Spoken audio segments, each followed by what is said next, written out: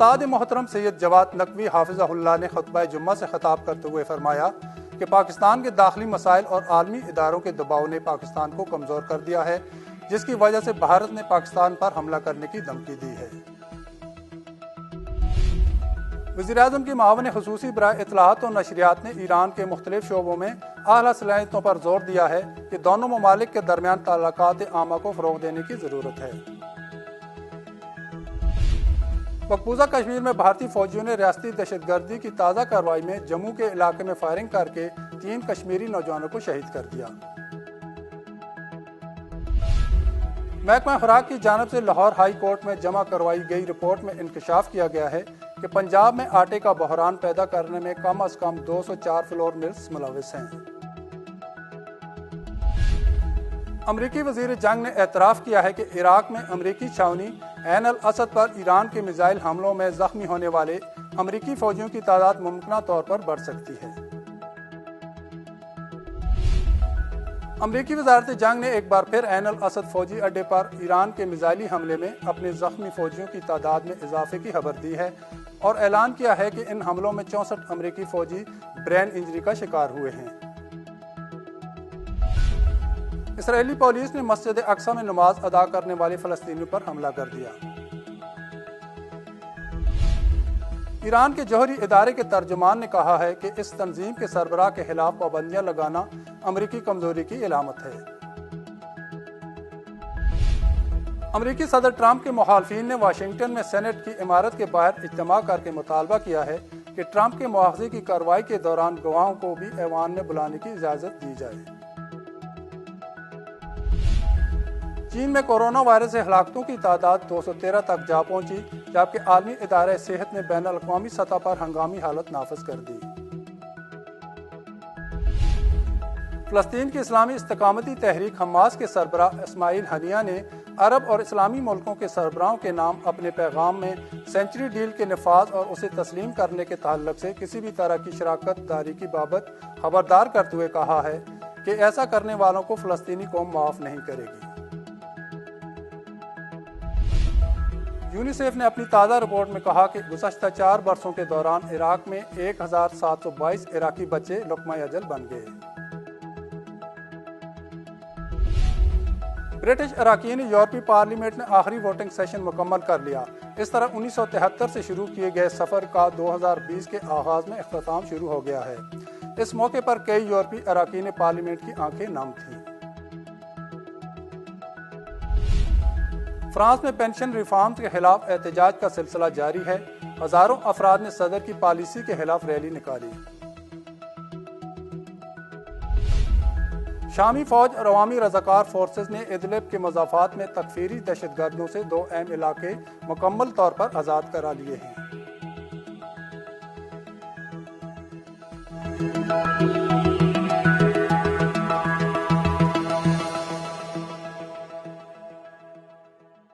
اور اب خبریں تفصیل کے ساتھ۔ استاد محترم سید جواد نقوی حافظہ اللہ نے خطبہ جمعہ سے خطاب کرتے ہوئے فرمایا کہ پاکستان کے داخلی مسائل اور عالمی اداروں کے دباؤ نے پاکستان کو کمزور کر دیا ہے، جس کی وجہ سے بھارت نے پاکستان پر حملہ کرنے کی دھمکی دی ہے۔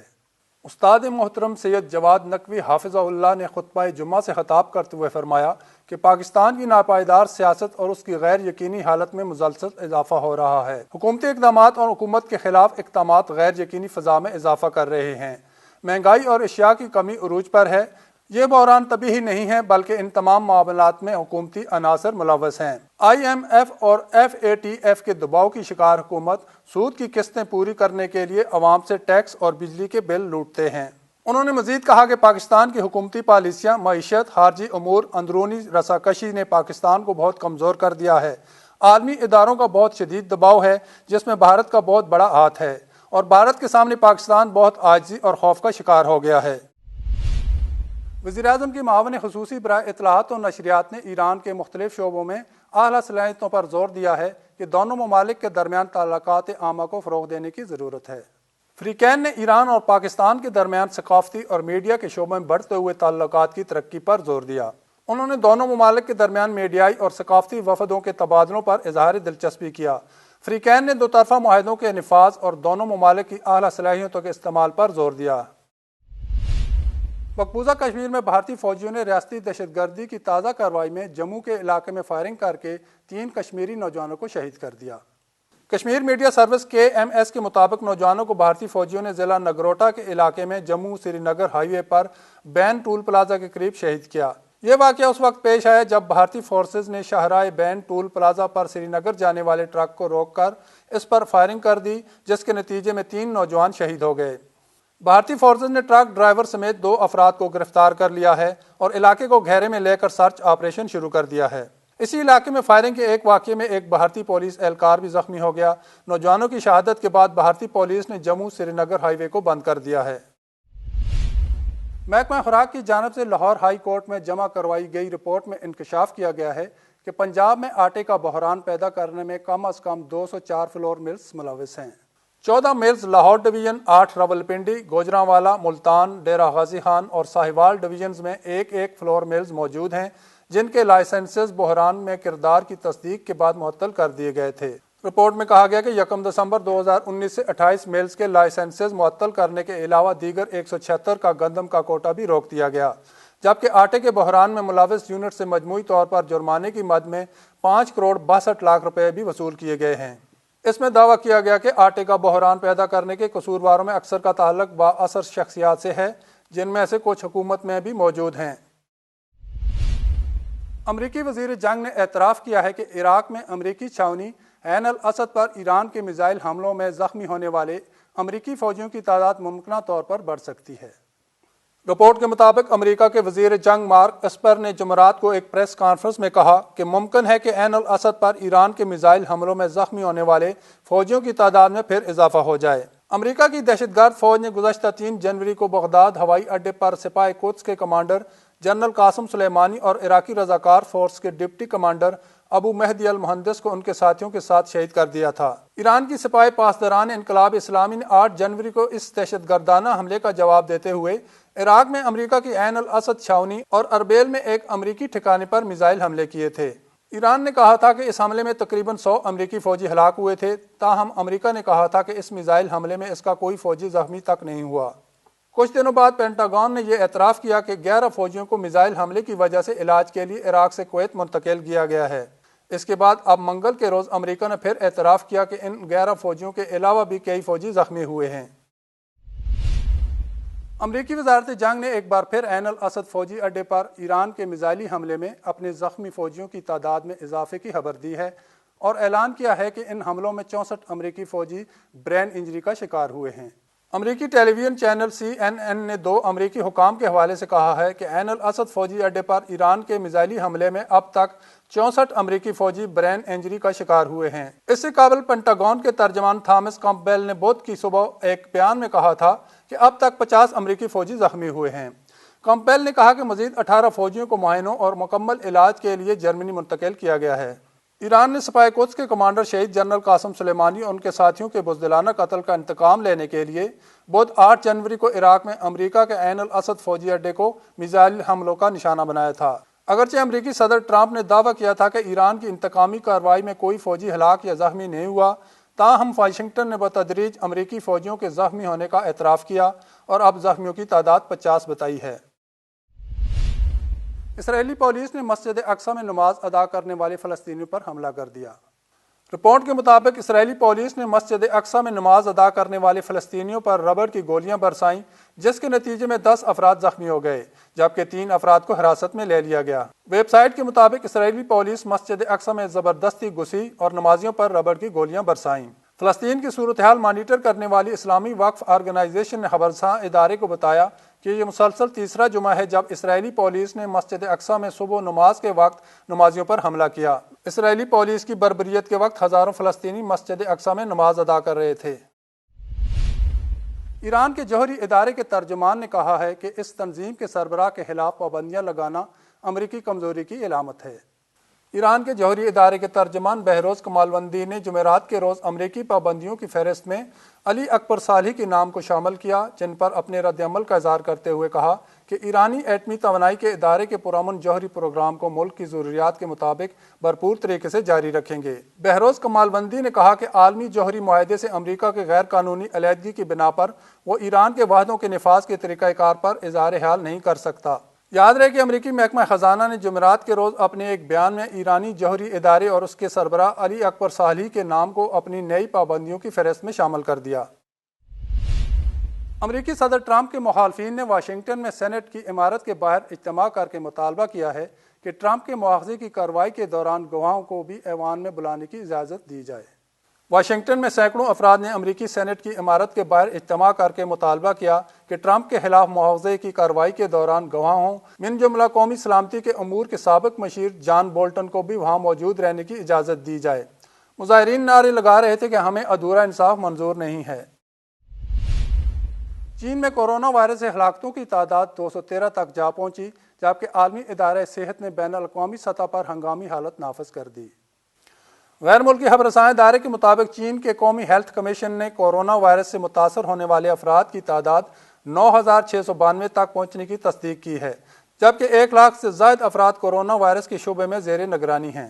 اقوام متحدہ کے ادارے WHO عالمی ادارہ صحت نے غیر معمولی صورتحال کے پیش نظر عالمی طور پر ہنگامی حالت کے نفاذ کا اعلان کیا ہے۔ جنیوا میں صحافیوں سے گفتگو کرتے ہوئے عالمی ادارہ صحت کے ڈائریکٹر نے چین سے باہر لوگوں میں وائرس پھیلنے پر تشویش کا اظہار کیا ہے۔ انہوں نے کہا کہ عالمی ہنگامی حالت نافذ کرنے کی اصل وجہ یہ نہیں کہ چین میں کیا ہو رہا ہے، بلکہ اس کی وجہ یہ ہے کہ دیگر ممالک میں کیا ہو رہا ہے۔ ہمیں تشویش ہے کہ یہ وائرس ہماری کمزور نظام صحت کے ساتھ تو دیگر ممالک میں بھی پھیل سکتا ہے۔ فلسطین کی اسلامی استقامتی تحریک حماس کے سربراہ اسماعیل ہنیہ نے عرب اور اسلامی ملکوں کے سربراہوں کے نام اپنے پیغام میں سینچری ڈیل کے نفاذ اور اسے تسلیم کرنے کے تعلق سے کسی بھی طرح کی شراکت داری کی بابت خبردار کرتے ہوئے کہا ہے کہ ایسا کرنے والوں کو فلسطینی قوم معاف نہیں کرے گی۔ فلسطین کی اسلامی استقامتی تحریک کے سربراہ اسماعیل ہنیہ نے اپنے اس پیغام میں عرب اور اسلامی ملکوں کے سربراہوں سے کہا ہے کہ وہ پوری قوت کے ساتھ سینچری ڈیل کو مسترد کر دیں۔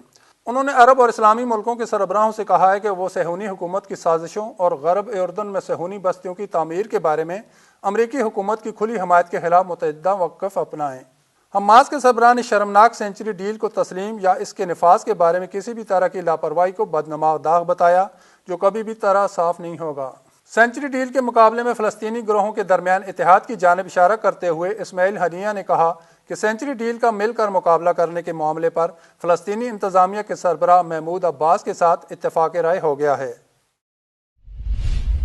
یونیسیف نے اپنی تازہ رپورٹ میں کہا کہ گزشتہ 4 برسوں کے دوران عراق میں 1,722 عراقی بچے لقمہ اجل بن گئے۔ رپورٹ کے مطابق یونیسیف کی رپورٹ میں آیا ہے کہ داعش کی نام نہاد خلافت کے خاتمے کے باوجود عراق کی سیکورٹی صورتحال خستہ ہے اور عراقی بچے تشدد کا شکار ہیں۔ یونیسیف کی رپورٹ میں آیا ہے کہ اسکول تباہ ہو گئے ہیں اور بچوں کو تعلیمات میں بہت زیادہ رکاوٹ کا سامنا ہے۔ انسانی دوستانہ امداد پہنچانے میں مسائل پیدا ہو رہے ہیں اور نیز جنگ میں بموں کے باقی بچے مواد کی وجہ سے عراق کی فضا بہت آلودہ ہے، جو بہت زیادہ تشویش کا باعث ہے۔ یونیسیف کا کہنا ہے کہ جب یہ رپورٹ تیار کی گئی تب تک 1,722 عراقی بچے یا تو ہلاک ہو چکے ہیں یا معلول ہو گئے ہیں۔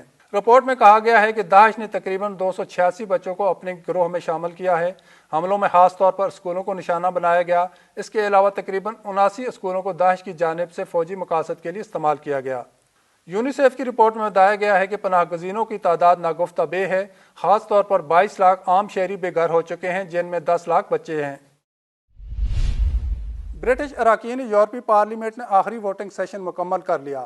اس طرح 1973 سے شروع کیے گئے سفر کا 2020 کے آغاز میں اختتام شروع ہو گیا ہے۔ اس موقع پر کئی یورپی اراکین پارلیمنٹ کی آنکھیں نم تھیں۔ برطانیہ کی یورپی یونین سے علیحدگی کے موقع پر برسلز میں اہم عمارتی برقی کمکموں سے روشن کر دی گئی ہیں، جبکہ بریگزٹ کے مخالفین نے رات گئے لندن میں مظاہرہ کیا اور یورپی یونین کے حق میں نعرے لگائے۔ برطانیہ میں یورپی یونین کے حامیوں نے پارلیمنٹ کے باہر مظاہرہ کیا اور یورپی یونین سے برطانیہ کے تعلق کو ملک کی معیشت اور استحکام کے لیے اہم قرار دیا۔ یورپی یونین سے برطانیہ کی طلاق خود برطانیہ کے لیے بھی کسی امتحان سے کم نہیں۔ بریگزٹ کی قیمت کے طور پر برطانیہ کی حکمران پارٹی نے اپنے 2 وزرائے اعظم کی قربانی دی اور اب اسکاٹ لینڈ اور آئرلینڈ کی علیحدگی کے خدشات کا بھی سامنا ہے۔ فرانس میں پینشن ریفارمز کے خلاف احتجاج کا سلسلہ جاری ہے۔ ہزاروں افراد نے صدر کی پالیسی کے خلاف ریلی نکالی۔ پیرس میں نکلنے والے جلوس میں خواتین کی بھی بڑی تعداد نے شرکت کی۔ لوگوں نے پلے کارڈز اور بینرز اٹھا رکھے تھے جن پر صدر کی پینشن ریفارمز کے خلاف نعرے درج تھے۔ شرکاء کا کہنا تھا کہ صدر نے پینشن اصلاحات کے حوالے سے نامکمل بل پیش کیا۔ واضح رہے کہ فرانس حکومت کی پینشن اصلاحات پالیسیوں کے خلاف گزشتہ 5 دسمبر سے لاکھوں افراد مظاہرہ کر رہے ہیں، اور اسی کڑی میں نقل و حمل کی سیکشن میں کام کرنے والے ورکرز بھی ہڑتال پر ہیں، جس سے عام شہریوں کو ٹریفک سے متعلق زبردست پریشانیوں کا سامنا کرنا پڑ رہا ہے۔ اس کے علاوہ فرانس میں یلو جیکٹ مظاہرے نومبر 2018 کے وسط میں مہنگائی اور حکومت کی معاشی پالیسیوں کے خلاف شروع ہوئے، جو بعد میں سرمایہ دارانہ نظام کے خلاف منظم تحریک میں تبدیل ہو گئے۔ مظاہرین میں صدر ایمانوئل میکرون کی اقتصادی پالیسیوں کی مخالفت کرتے ہوئے ان کے استعفے کا مطالبہ کر رہے ہیں۔ مظاہرین صدر ایمانوئل میکرون کی اقتصادی پالیسیوں کی مخالفت کرتے ہوئے ان کے استعفے کا مطالبہ کر رہے ہیں۔ شامی فوج اور عوامی رضاکار فورسز نے ادلب کے مضافات میں تکفیری دہشت گردوں سے 2 اہم علاقے مکمل طور پر آزاد کرا لیے ہیں۔ رپورٹ کے مطابق شامی فوج اور عوامی رضاکار فورسز نے ادلب کے جنوب مشرقی علاقے میں دہشت گردوں کے خلاف زبردست کارروائی کر کے 2 اہم علاقوں کو مکمل طور پر آزاد کرا لیا ہے۔ ذرائع کا کہنا ہے کہ سرکاری فوج نے ادلب کے مضافاتی علاقے خان السبل اور مہرد وسا کو تکفیریوں سے آزاد کرا لیا ہے۔ سرکاری فوج اور عوامی رضاکار فورسز کی کارروائی میں دہشت گرد تنظیم النصرہ فرنٹ اور اجناد القوقاز کے متعدد دہشت گرد بھی مارے گئے ہیں۔ حکام کا کہنا ہے کہ سرکاری فوج نے امریکہ، اسرائیل اور آل سعود کے حمایت یافتہ دہشت گردوں کے خلاف کارروائی کے بعد غیر ملکی اسلحہ بھی قبضے میں لے لیا ہے۔ فوج نے محرہ النعمان اور سراقب نامی علاقے کا راستہ بند کر کے دہشت گردوں کا محاصرہ کر لیا ہے۔ اب تک کے لیے اتنا ہی۔ اگلے خبر نامے تک کے لیے اجازت دیجیے۔ دیکھتے رہیے بہزت تعلیمی ٹی وی چینل۔ اللہ حافظ۔